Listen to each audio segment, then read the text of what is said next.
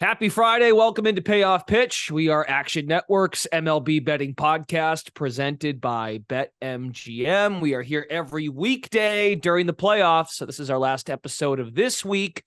As we know, game ones of the division series get underway on Saturday. So I'm here with Charlie Disturco and Tanner McGrath, both of Action Network, two of our very best that cover baseball, to get set for Saturday's game ones.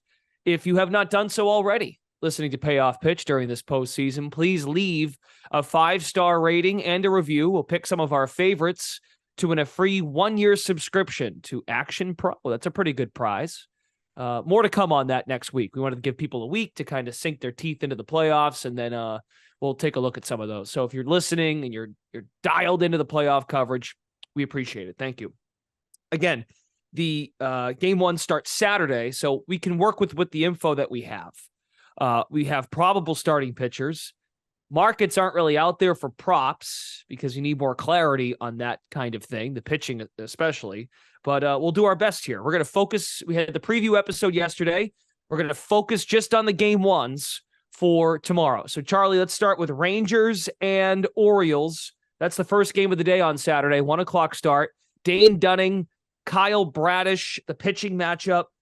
Based on how everything's priced for game one, Orioles, the favorite, minus 145, Texas plus 120, totals at 8. How would you like to play this game? Yeah, Dunning expected to be game one starter and a guy that I think is long due for negative regression. 4.5 expected ERA. He's in the bottom 25% of all pitchers in expected batting average, does not strike out many batters.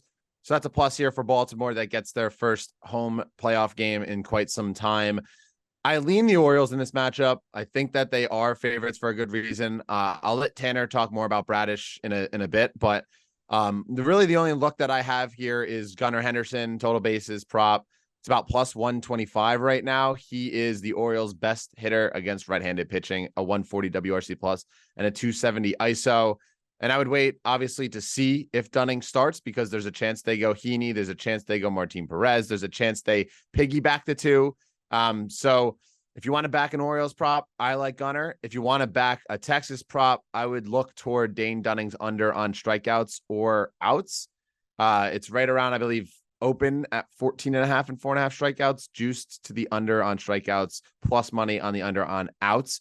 I just don't know if Dunning's going to be able to pitch this deep into the game. He hasn't been, he's been good as of late, but he has some concerns with expected batting average and just being hit around. And I think Texas is going to have a quick trigger with some of their starters, not like an Eovaldi, but a Dunning, a Heaney, a Perez. They have long relievers for a reason. So I don't expect Dunning to pitch deep into this game, especially in a 5-game series where each one matters. So that's where I'm looking. No official play yet. Waiting on Gunnar Henderson, which hopefully I'll be loaded into the app once Dunning's confirmed. Tanner, how about yourself? I mean, we know, I'm curious too, we can dive into this with the wild card teams that advanced on Wednesday. I guess when you sweep a best of 3, you don't really have that much momentum. Everyone's getting a couple days off here. So I don't know about how you guys feel about the narratives of these wild card teams having a few playoff games under their belt going into the weekend, but how do you feel about Texas and Baltimore game one Saturday afternoon?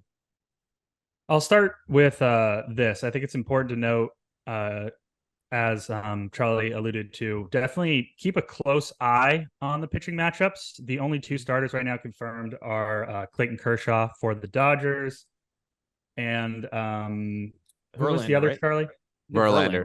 Yeah, Verlander for the Astros. We are pretty confident in our starting pitching projections, but not 100%. So just keep a close eye on it. For this one, I'm pretty sure we're going to get Dane Dunning versus Kyle Bradish, and this is a bet primarily on Kyle Bradish. I will be splitting a unit on the Orioles money line and the Orioles first 5 money line. I like both to minus 150 or better. As I said on yesterday's show, I don't know what's going to happen this series, but I'm definitely going to bet the O's in the Bradish start. And here I am betting on him because he has a 131 stuff plus over his final 35 regular season innings. 3 straight scoreless outings entering this one with 18 strikeouts and 16 innings pitched.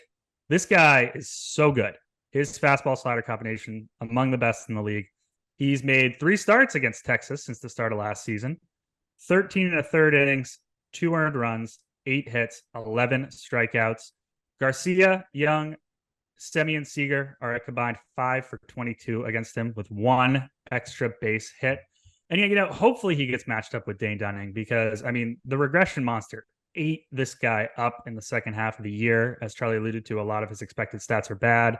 Finally saw that regression, 4.7 ERA over his final 80 innings, 84 stuff plus overall, 72 on his fastball.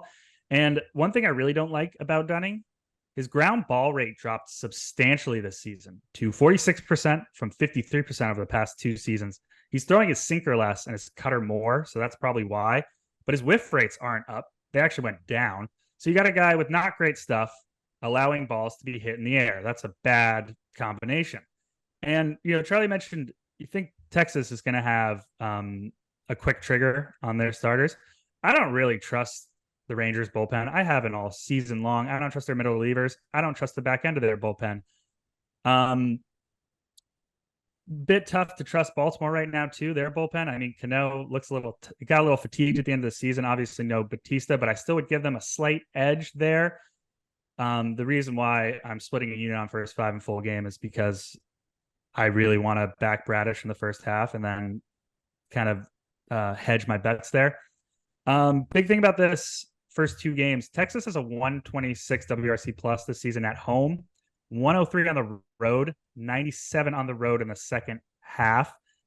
I think Bradish shuts down the Rangers. I'm going to bet on him and the Baltimore Orioles in game 1. Okay.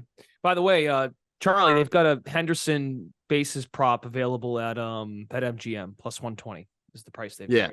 So I would obviously wait just for Dunning's confirmation, just because if they go with Heaney or Perez, then Gunnar faces a lefty and it's a lefty on lefty matchup and not a plus. So that's why I'm waiting. And if he does not go and Perez or Heaney gets a start, I would look toward Mountcastle or Rutschman. I bet Rutschman against Patrick Corbin right toward the end of the year. He crushed one of the outfield seats, and Mountie just absolutely shreds left-handed pitching. So there's a lot of good player matchups, I think, on a game-to-game basis, especially here. And always be mindful of the deep left field in Camden. Might be better for total bases as opposed to home runs. Yeah, and I'd just like to say, even if the Rangers don't go Dunning and they do go with another combination, maybe Perez, I still like Baltimore primarily because I think Bradish gives them such a massive starting pitching advantage. Yeah, the only I think Ranger that could probably match it, maybe Eovaldi, and if not Montgomery, the way that Montgomery's informed. But those two are not going to start game 1 at all. All right, good stuff. There you go. There's your first breakdown for tomorrow. For tomorrow. Schedule's so confusing with that sweep of these wild cards. There you go. So let's move on to Twins and Astros. DeBundo, we talked at length yesterday with DeBundo about how he just loves the Twins starting pitching. He's been on that really since March when we did the division preview for the AL Central. Well, Joe Ryan, his hubby, Joe Ryan, on the mound against Justin Verlander, one of the very best in playoff history, has an career ERA of 3.68 in the postseason, 230 strikeouts to 68 walks. Verlander, we know Verlander's starting. We think it's Joe Ryan for the Twins. So again, as Tanner said, as Charlie has said, monitor that to make sure you know exactly who's starting to handicap these games. Charlie, what do you think with Verlander and Ryan on the mound for game 1, and the Astros are the favorites to win the series and win game 1? Yeah, I lean Astros as a side here. I know, a lot of love for the Twins, and I do have love for the Twins, and I do think that if the Astros win game 1, that I would look toward Twins plus 1.5 on the series and also dabble into their series money line, because after that game 1, I believe all advantage kind of shifts toward Twins because of their starting pitching and bullpen depth. And then in game 5, it's all hands on deck, which I believe favors the Twins ever so slightly. But I don't love Joe Ryan. He has high strikeouts and a great command, but it's been a bit of a concern this year, especially toward the end of the season with his hard hit and barrel rates. His hard hit rate has jumped over 6% year over year. Barrel rate just under double digits. He gives up a lot of fly balls as well. And, pair that all together and it translates to a ton of home runs. Now, since June 27th, the start after his complete game shutout, Joe Ryan has thrown 68 total innings. He's given up 50 earned runs, 24 home runs. So he is absolutely getting crushed, giving up a ton of barrels and home runs, which gives me caution to backing the Twins in this game one here. Also, just the inherent Verlander pitching in the postseason, having the veteran just across the board of the Houston Astros. The Twins often incredibly, not draining, but emotional series where they, win the first time in a long time, a playoff game, get into the next round. So I kind of like the Twins. I like the Twins over the long term, but the Astros here in what could be a letdown game for Minnesota.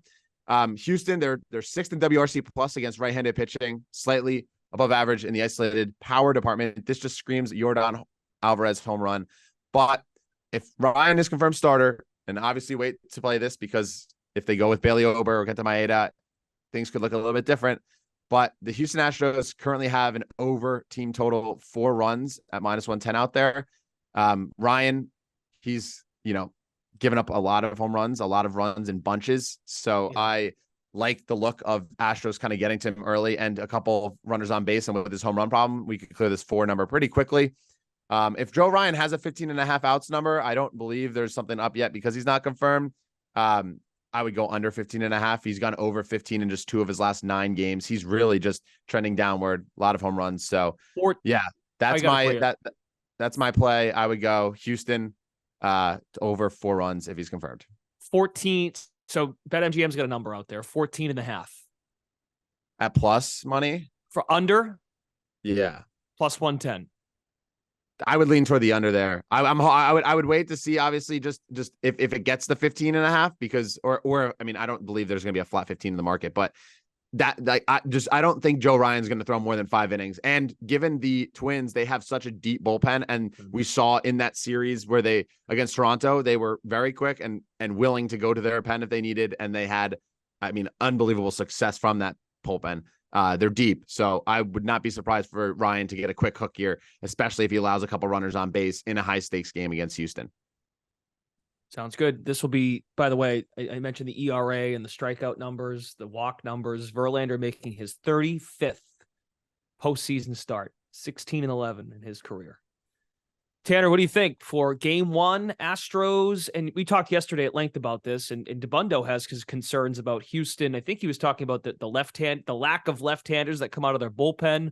But again, when you got Verlander pitching game 1, I think you're asking for a big outing. How do you feel about the Astros against the Twins for game 1 Saturday? Yeah, so like I said yesterday, I like the Twins in this series. I bet them at plus 140. I think they can get to Framber. I think they can get to Javier. And I can't wait for another Sonny Gray start. Boy, did he look good against Toronto. Not sure if I love them in this game. Verlander has a 106 stuff plus rating over his past 30 days. He enters this game with a sub 3 ERA over his past 8 starts, and securing that first round bye on the last day of the season really is going to help him, considering he's 48 years old.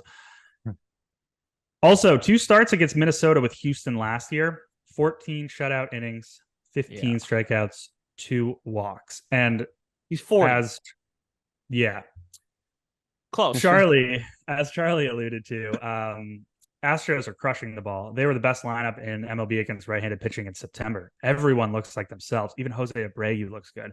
Yeah. And Joe Ryan, look, I love Joe Ryan. But Charlie mentioned he's been struggling. And that home run problem is a big deal because you win in the postseason by keeping the ball in the park, as Anthony said 18 times yesterday. He did allow 9 earned runs across 10 innings in 2 starts against Houston this year. He had 16 strikeouts. A couple of home runs sunk him, though. So, I don't know. I think he got a tad unlucky, but I'm still concerned, and I'm not sure. I'd like the Twins more in this game if we got Maeda or a bullpen game. I love both bullpens. I consider that matchup a wash, though. I'd probably give Houston a slight edge at home.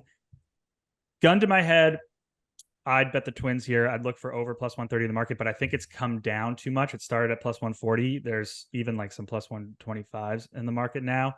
So I'm going to sit on the sidelines here, root for my Twinkies series bet.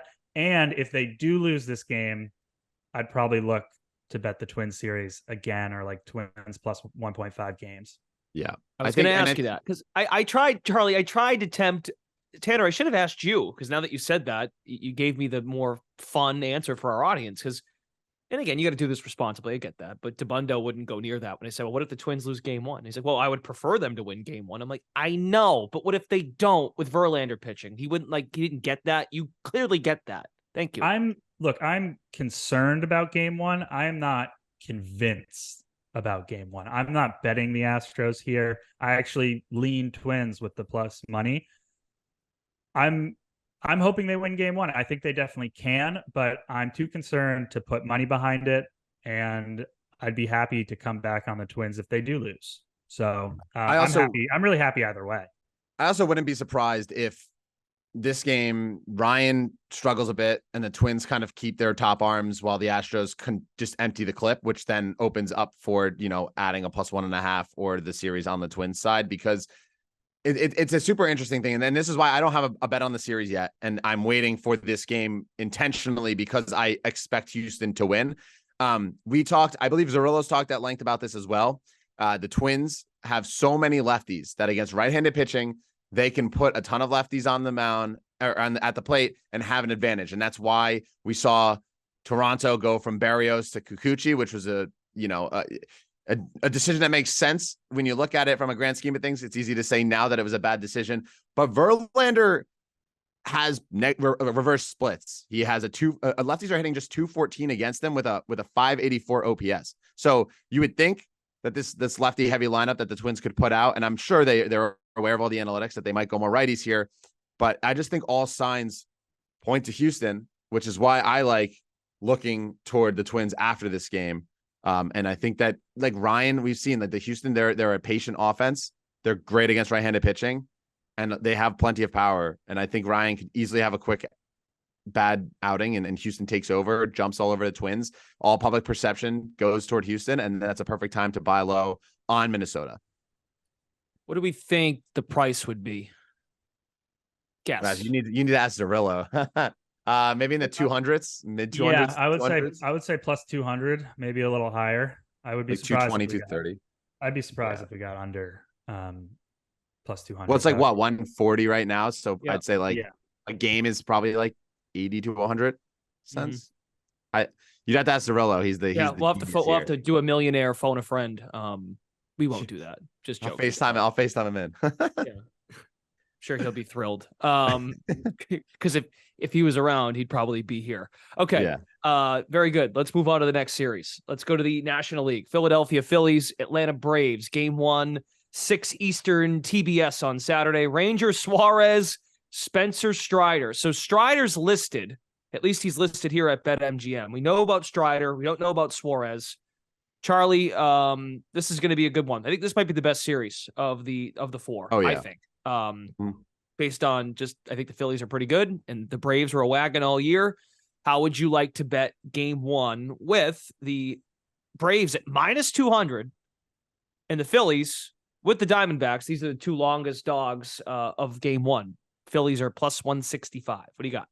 Yeah, I think me and Tanner are pretty much in lockstep here. I think it's the Braves over the first 5. Spencer Strider, 3 expected ERA, a sub-3 xFIP versus 386 actual. His issue has been a low ground ball rate and around league average barrels, so he succumbed to the home run problem from time to time, which has led to this kind of inflated ERA. But he is elite, 37% strikeout rate, top 10 in all pitchers when it comes to expected ERA, expected batting average, strikeouts, whiffs. And over the top last 30 days, he's still top 10 in stuff plus. I think this is a game where the Braves really jump all over the Phillies. I do think that this is probably the best series, and I think that the Phillies will make it a series. And I think that, like the Twins, if the Phillies lose game 1, I would look toward adding +1.5 and their series price here. Another game that I'm not betting pre-series when it comes to that price. But Ranger Suarez is the expected starter. He is significantly worse than Strider, which is why I like to look over the first 5 here. His xERA and xFIP above 4. The bottom 25% of all pitchers in expected batting average, doesn't really get many swings and misses. His big thing is that he forces a lot of ground balls. But since July, Ranger Suarez, 55 and 2/3 innings, 35 runs, and 26 walks. We've seen his command kind of take a step back as the season has progressed. I don't know if that's fatigue or just batters getting more comfortable against him. I like the Braves here. number 1 in WRC plus an isolated power against left-handed pitching. The Phillies down at 10th against righties. I do think the Braves win this game. Obviously, they're heavy favorites for a reason, but I look toward the first 5. Minus 200, I believe, is the best number. Or if you want to take the run line minus a half, till it's like minus 135, 140. Fine with that too. But that's where I'm looking, and then gonna buy back with the Phils if Atlanta wins. Spencer Strider in his career against the Philadelphia Phillies, 8 starts, an ERA of 1.9, 4 home runs. Yes, I got that right. 4 home runs in 47 innings, 4 home runs allowed, 10 walks, and he has struck out 72. Yeah, he's incredible. He's incredible. And the Phillies are going on the road to Strider in Atlanta, where they're looking to make an impact. And I think he's 8-0 against him. He's 8-0. Strider's never lost a start against the Phillies. He's 8-0. Stop saying all those numbers, because then you're gonna get me worried. But I just think that the Phillies are another team like the Twins that have long-term value in this series over a 5-game stretch. They have, Nola and Wheeler that they can deploy multiple times. They have a good bullpen. They have great offense, and they probably have the pitching and bullpen advantage over Atlanta, at least over the last, 30 something days. And with Atlanta's pitching injuries that they've had especially with Max Fried. But yeah, this game is all Braves for me. Wow. He's 8-0. It's the most wins he has against any team. That's pretty damn good. That team, and he's only been in the league, 3 years? The Phillies have been good the last couple of years. That's pretty impressive. What are your thoughts, Tanner? Is this similar to how you feel about, do you have the same sentiments for Philly as you do for the Twins in this division series? Basheen, you stole my thunder. Yeah, I love the Braves first 5 money line here. I'm happy to bet it up to like minus 220. Are you going to bring up Spencer Strider's career against the Phillies? That's where I was going to start. Oh, I'm sorry. Hey, I didn't mean to do that. I just, great job. Be a prepared host. Don't worry. Let's talk about it. So, okay. Zerillo has the limit at minus 210 for what it's worth. I would buy it a little bit higher, but yeah, 8 regular season starts against the Phillies since the start of last season. 1.9 ERA, 72 strikeouts in 47 innings, only 10 walks. He's shoved the Phillies into a locker. And, with him, it's all about unbelievable fastball velocity with Strider. And as Anthony talked about yesterday, when the Phillies got to him in the playoffs last year, Strider's fastball velocity was down because he was hurt. Well, it's fine right now. It was sitting between 97 and 98 over the final 3 or 4 starts. He has a 137 stuff plus on his fastball over his final 27 innings pitched. That's down slightly from 141 in the year, but not enough to cause concern. And when his fastball is working, his other 2 pitches play well off of it, and he dominates. Simple there. He's going to dominate here. He's also at home, where his expected FIP is about a run lower than on the road. His ERA is higher, but I think that's a BABIP issue. For what it's worth, his strikeout rate at home is 40%. His strikeout minus walk rate is 34%. It's 10% higher than on the road. Drops. So, yeah, we think we're going to get Suarez. I don't trust anyone on the Phillies not named Zach Wheeler, Aaron Nola, or Christopher Sanchez. I don't think we're going to get much Sanchez in the series. I wish we do. If they somehow start him in this game, I doubt it. I'd probably buy out of the Braves, honestly. Or buy out of the Braves, honestly. But if we're getting Ranger here or anyone else, the Braves will scrape a few runs across against anybody. That's what they do. I'm not messing with the bullpens because Phillies have a huge advantage in the later frames. Plus, Strider could pitch twice through the order, dominate, and then blow up in the 6th inning. We've seen it before.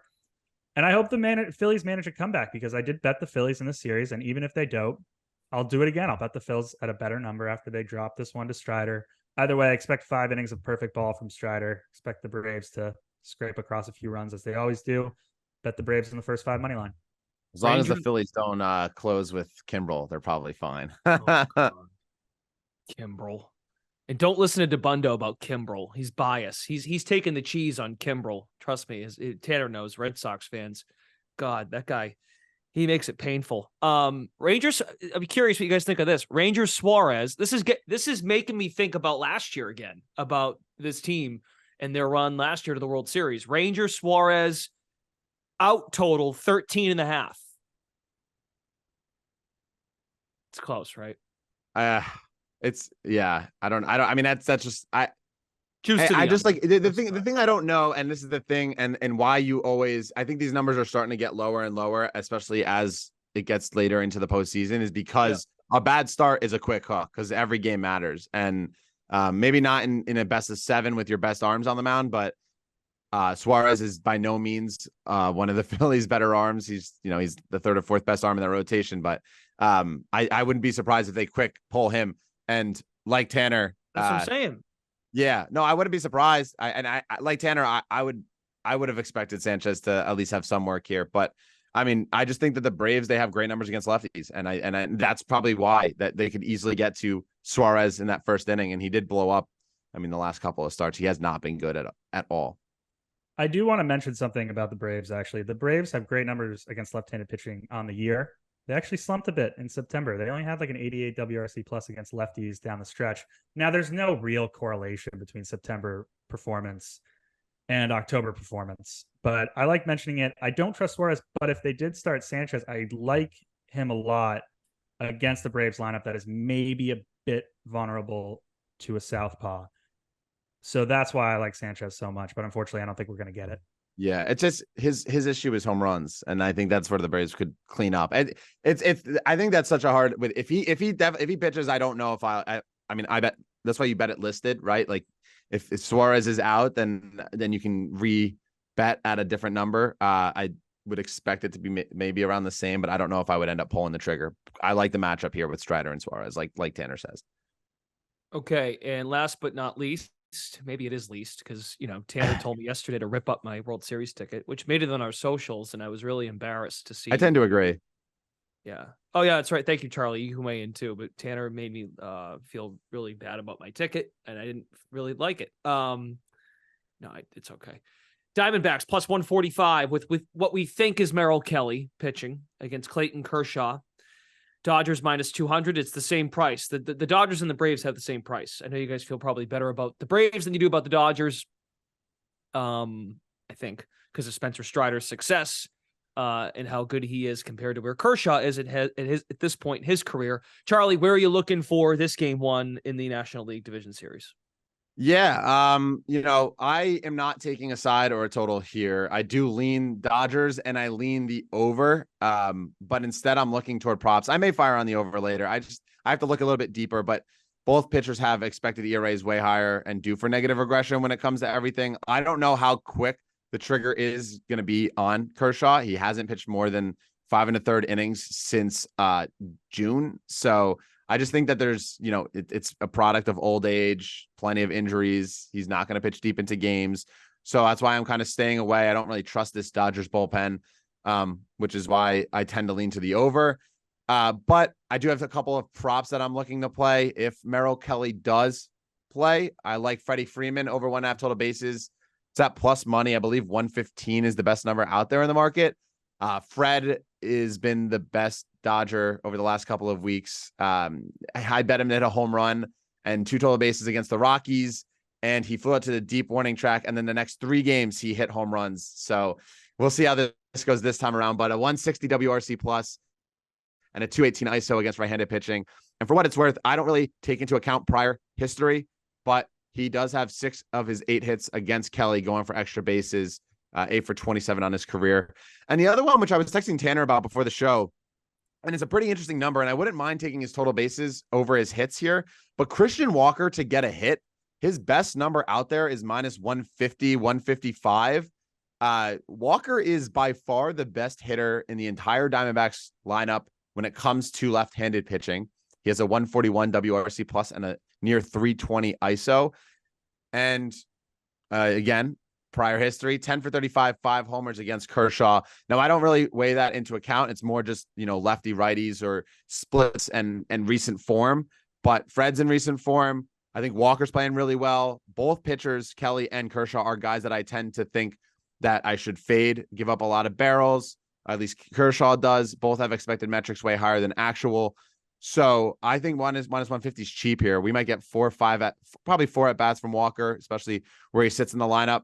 To get 1 hit, I think minus 150 is cheap against a Dodgers bullpen that is shaky and against Kershaw, who he has had success against. And absolutely crushes left-handed pitching as opposed to the rest of the D-backs, which is kind of more of a mixed bag. So that's where I'm looking. I think the Dodgers are going to steamroll the D-backs, but that's just my opinion.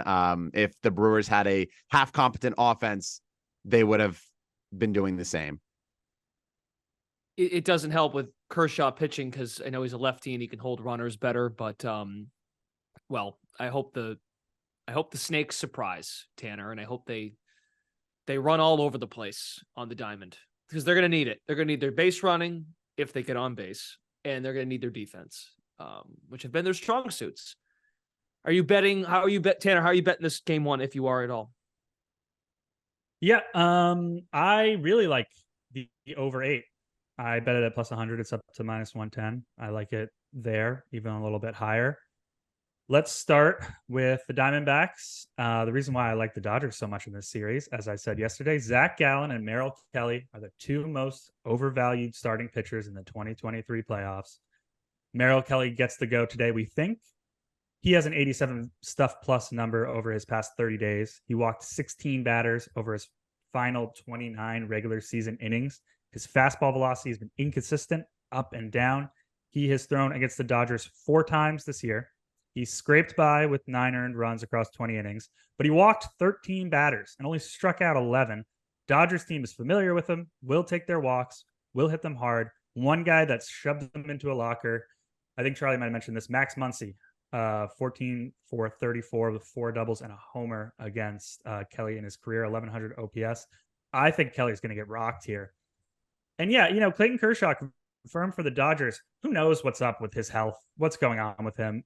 We know that his stuff was way down in a small sample size toward the end of the year. 82 stuff plus over 19 September innings. It was 108 in the first half.